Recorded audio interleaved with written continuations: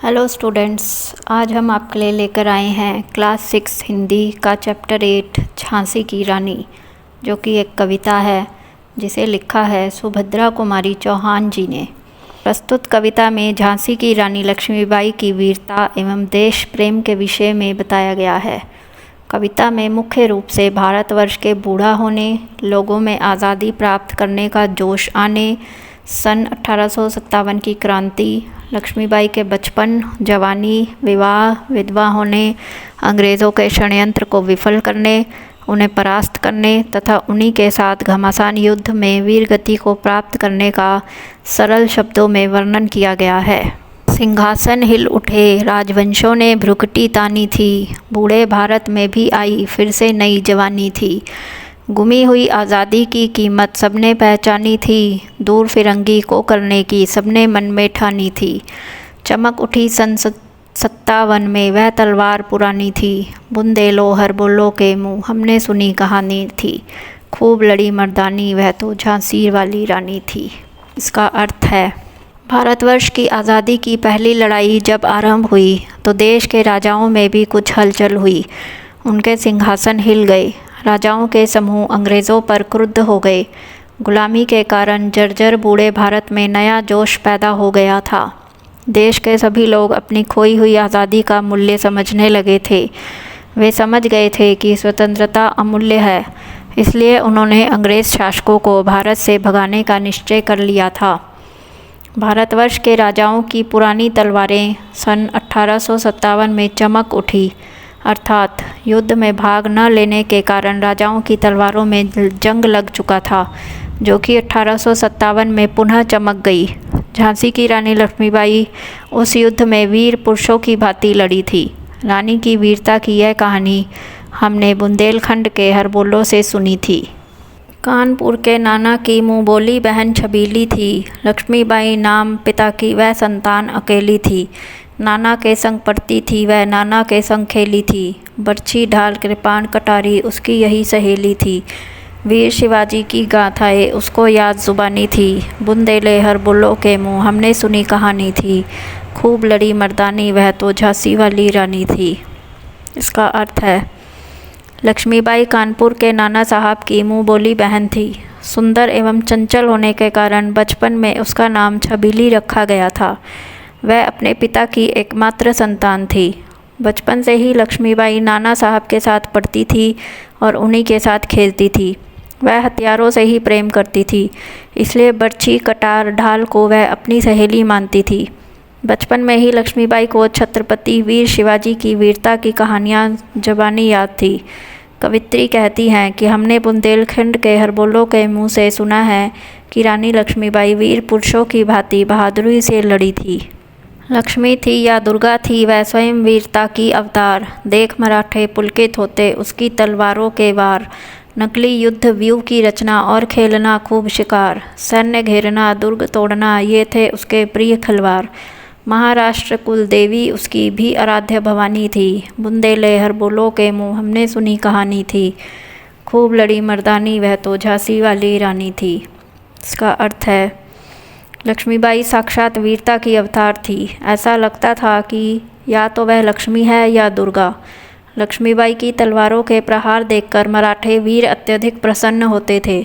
नकली युद्ध करना, समूह बनाकर शत्रु की सेना को घेरना, शत्रु के किले तोड़ना और शिकार खेलना उसके प्रिय खेल थे।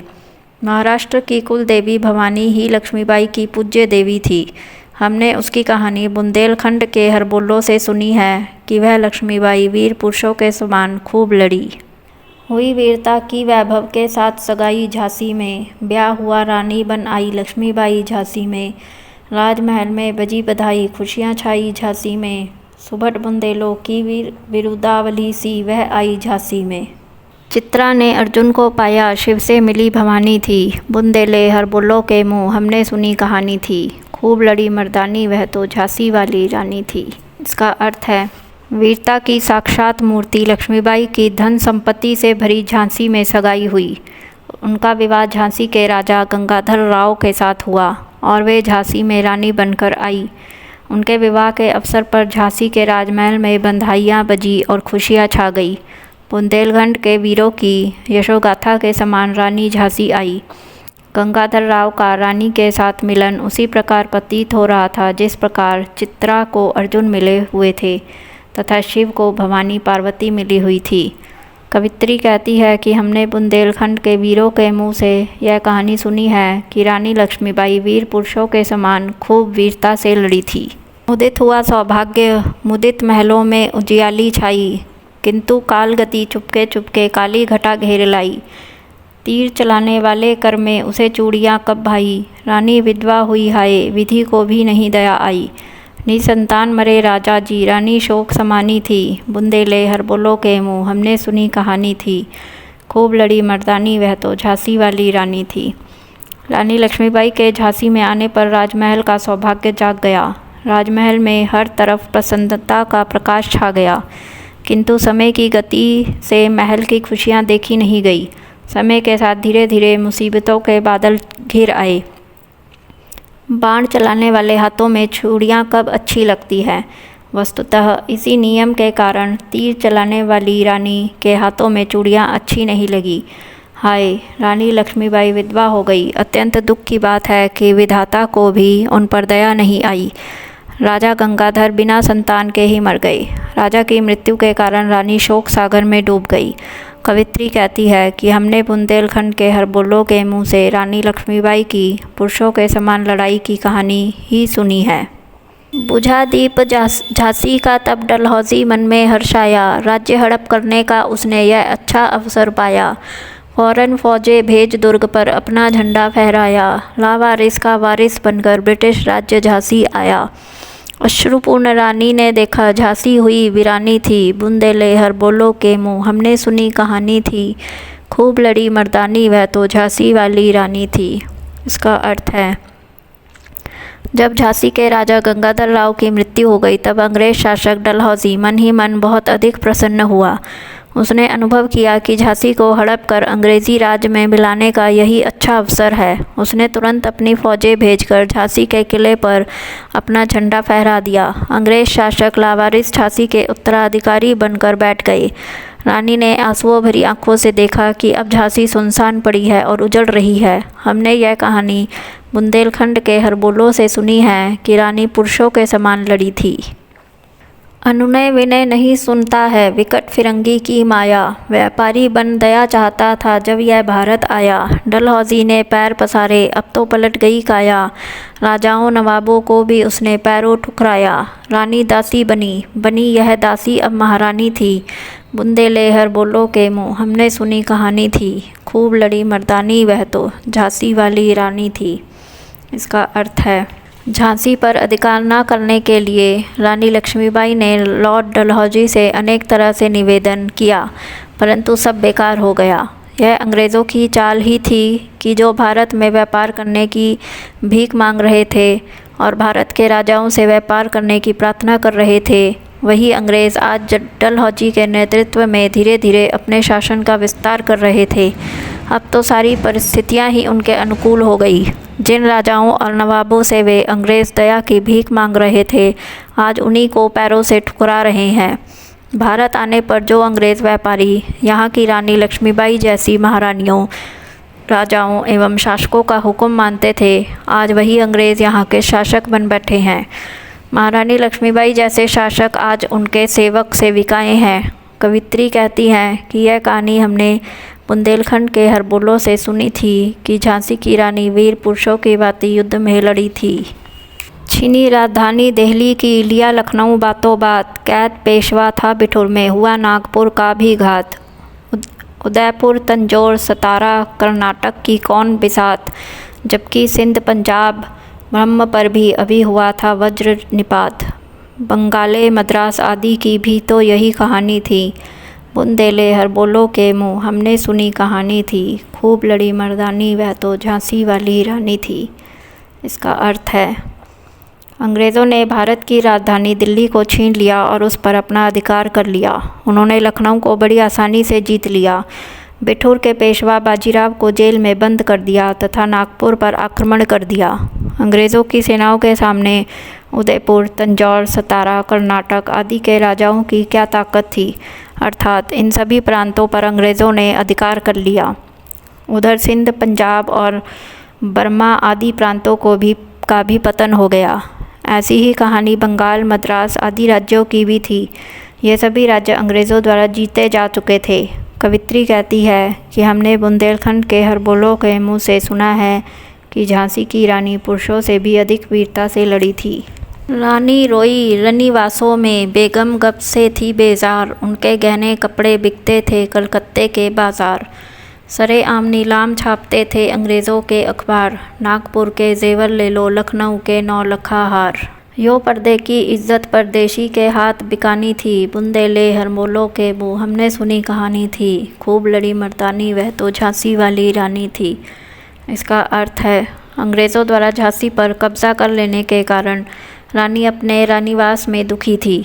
नवाबों की पत्नियां दुख से परेशान थीं क्योंकि उनके बहुमूल्य कपड़े और गहने कलकत्ता के बाज़ारों में सरेआम सबके सामने बिक रहे थे।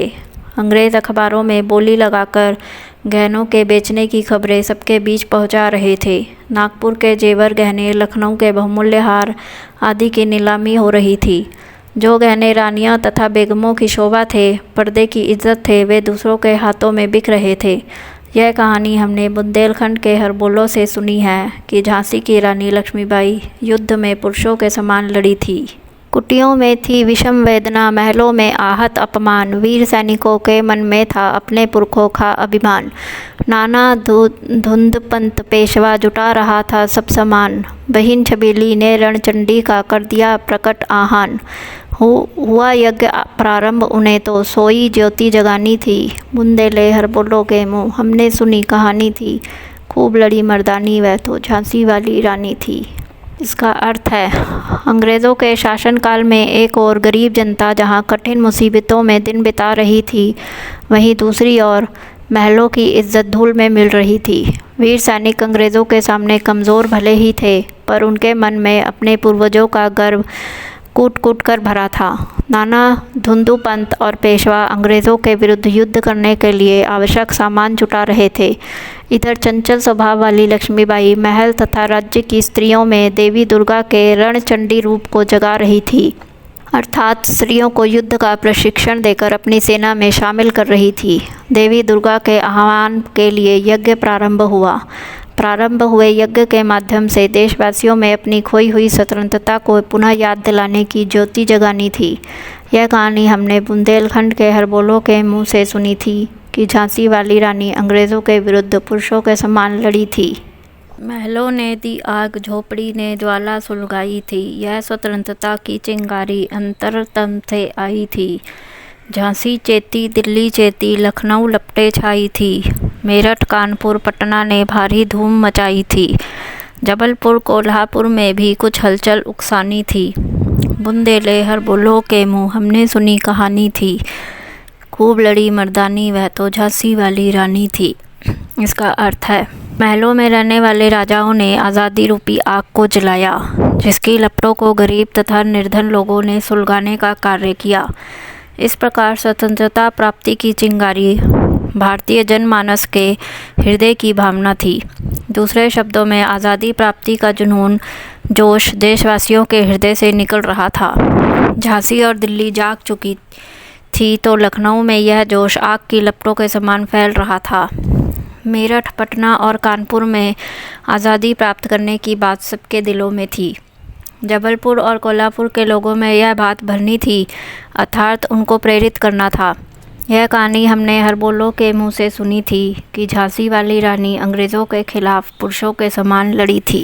इस स्वतंत्रता महायज्ञ में कई वीरवर आए काम। नाना धुंधपंत तात्या, चतुर अजीम मुल्ला सरनाम, अहमद शाह मौलवी, ठाकुर कुंवर सिंह सैनिक अभिराम, भारत के इतिहास गगन में अमर रहेंगे जिनके नाम। लेकिन आज जुर्म कहलाती उनकी जो कुर्बानी थी, बुंदेले हरबोलों के मुँह हमने सुनी कहानी थी। खूब लड़ी मर्दानी वह तो झांसी वाली रानी थी। इसका अर्थ है, देश के आज़ादी रूपी इस महायज्ञ में श्रेष्ठ वीरों को अपनी कुर्बानी देनी पड़ी। उनमें नाना धुंधपंत तांतिया, अजीमुल्ला, अहमद शाह मौलवी, ठाकुर कुंवर सिंह जैसे वीर सैनिक थे।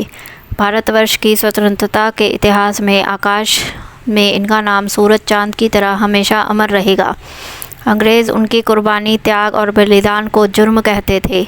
यह कहानी हमने हरबोलो के मुंह से सुनी थी कि झांसी वाली रानी ने अंग्रेज़ों से पुरुषों की भांति लड़ाई लड़ी थी। इनकी गाथा छोड़ चले हम झांसी के मैदानों में, जहाँ खड़ी है लक्ष्मीबाई मर्द बनी मर्दानों में। लेफ्टिनेंट वाकर आ पहुँचा, आगे बढ़ा जवानों में। रानी ने तलवार खींच ली, हुआ द्वंद आसमानों में। जख्मी होकर वाकर भागा, उसे अजब हैरानी थी। बुंदेले हरबोलो के मुँह हमने सुनी कहानी थी, खूब लड़ी मर्दानी वह तो झांसी वाली रानी थी।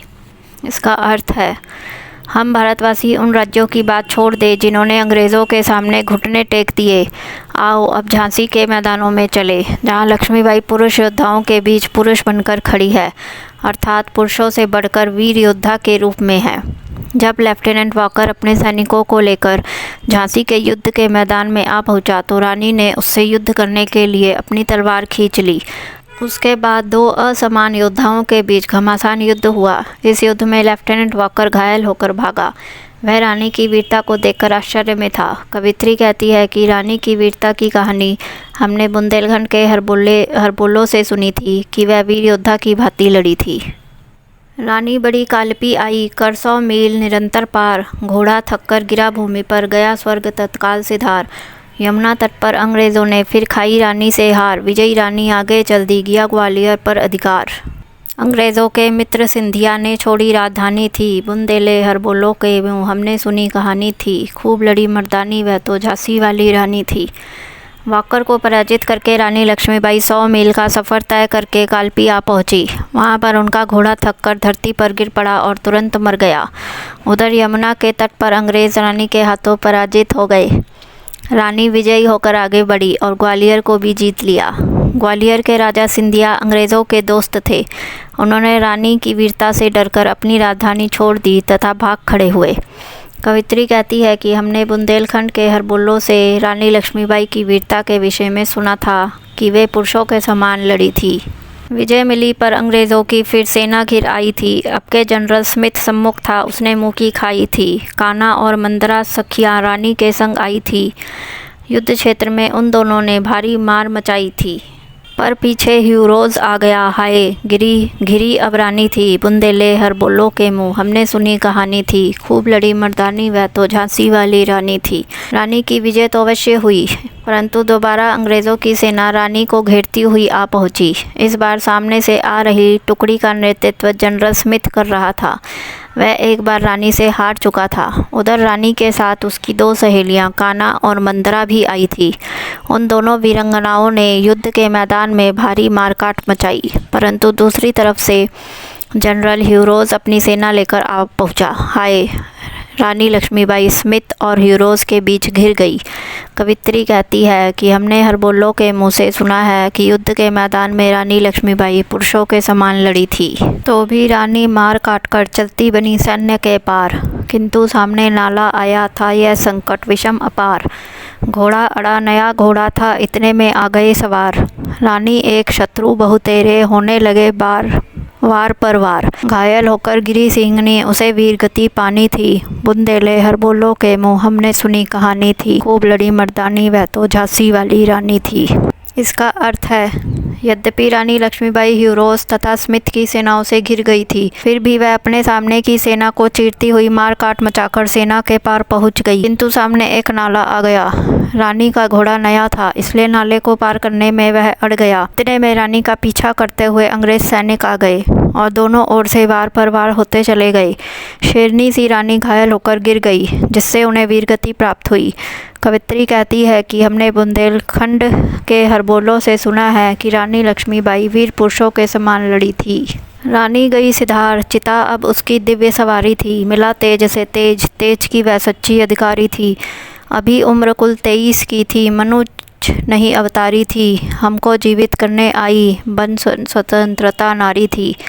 दिखा गई पथ, सिखा गई हमको, जो सीख सिखानी थी। बुंदेले हरबोलो के मुँह हमने सुनी कहानी थी, खूब लड़ी मर्दानी वह तो झांसी वाली रानी थी। का अर्थ है, रानी का स्वर्गवास हो गया, वह वीरगति को प्राप्त हो गई। अब उनके शरीर के लिए चिता सजाना ही उनकी दिव्य सवारी थी, अर्थात उन्हें चिता पर लिटा दिया गया। तेजस्विनी रानी का तेज आग के तेज से मिल गया, क्योंकि वह तेज की सच्ची अधिकारी थी, अर्थात रानी की चिता को आग लगा दी गई। रानी की आयु केवल 23 वर्ष की थी और 23 वर्षों में उन्होंने जिस वीरता को दिखाया, उससे लगता है कि वह मनुष्य नहीं, कोई अवतारी थी। स्वतंत्रता की देवी बनकर हमें जीवित करने आई थी। वह हमें बलिदान का मार्ग दिखा गई और हमें स्वतंत्रता प्राप्ति की सीख देकर चली गई। कवित्री कहती है कि बुंदेलखंड के हरबोलों के मुँह से हमने यह कहानी सुनी है कि वह पुरुषों जैसी रानी बड़ी वीरता के साथ लड़ी। आओ रानी, याद रखेंगे हम कृतज्ञ भारतवासी, यह तेरा बलिदान जगावेगा स्वतंत्रता अविनाशी। होवे चुप इतिहास, लगे सच्चाई को चाहे फांसी, हो बदमाती विजय, मिटा दे गोलों से चाहे झांसी।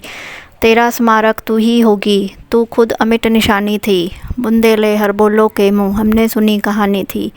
खूब लड़ी मर्दानी, वह तो झांसी वाली रानी थी। इसका अर्थ है, अंत में कवित्री ने कहा है कि हे रानी, आप स्वर्ग जाइए। उपकार को याद रखने वाले हम सभी भारतवासी आपका यह बलिदान याद रखेंगे।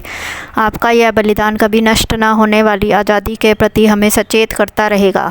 इतिहास चाहे कुछ भी ना कहे तथा सच्चाई का गला घोट दिया जाए, अंग्रेज़ों द्वारा विजय प्राप्त कर ली जाए या वे झांसी को गोली से नष्ट कर दे, परंतु भारतवासी यह बलिदान कभी नहीं भूल सकेंगे।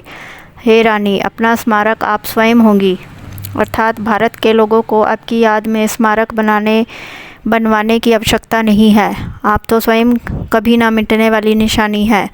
कवित्री कहती है कि यह कहानी हमने बुंदेलखंड के हरबोलों के मुँह से सुनी थी कि झांसी की रानी युद्ध के मैदान में पुरुषों के समान अत्यंत वीरता से लड़ी थी। अगर आप और भी ऐसी वीडियोस देखना चाहते हैं तो चैनल को सब्सक्राइब कीजिए।